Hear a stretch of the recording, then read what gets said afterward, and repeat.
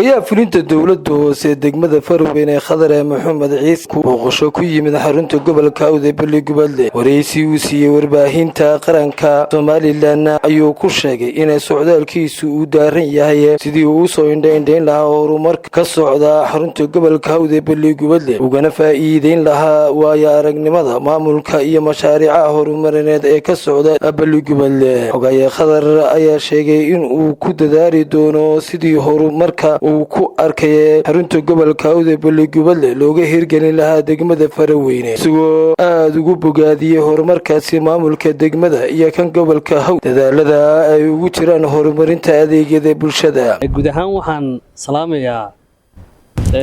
dadka degan deegaanka gobolka Awdal guud ahaan maanta waxaan soo booqanay xarunta gobolka magaalada Balli-Gubadle waxa ka socda horumar weyn wadooyinkiiba socda dhismihii wadooyinka horumarintii xafiisyada guud ahaan magaaladu waa magaalo aad u horumaraysa wadadii weyneed ee isku xidhaysay maxay tahay gobolka iyo caasimaduna aad bay u socotaa oo xukuumadda dhaxaa wada gobolka guud ahaan horumar fiican baa ka socda aad iyo aad baanan u soo dhaweynaynaa mas'uuliyiinta gudoomiyaha gobolka ku hogaaminaya horumarka iyo maayirka magaalada Balli-Gubadle iyo golaha deegaankaba horumarka ka socdana waxaan leenahay halka ka sii anbaqaada waya markii koobaad ba xogayaha Khadar aad timaado magaalada Balli-Gubadle mise dhowr jeer horaad iyo waa markii labaad aan imaado imka magaalada Balli-Gubadle aan soo gaaro markii hore aad timid iyo hadda maxay ku kala duwantay gudaha magaalada Balli-Gubadle run ahaantii markii hore aan imid iyo imka waxa u dhaxeeya farqi weyn baa u dhaxeeya waxa socdo horumar weyn oo baaxad leh isbedel weyn baana ka muuqda maalintii hore aan imid iyo maanta oo wadooyin cusub oo la saaray roogii leh iyo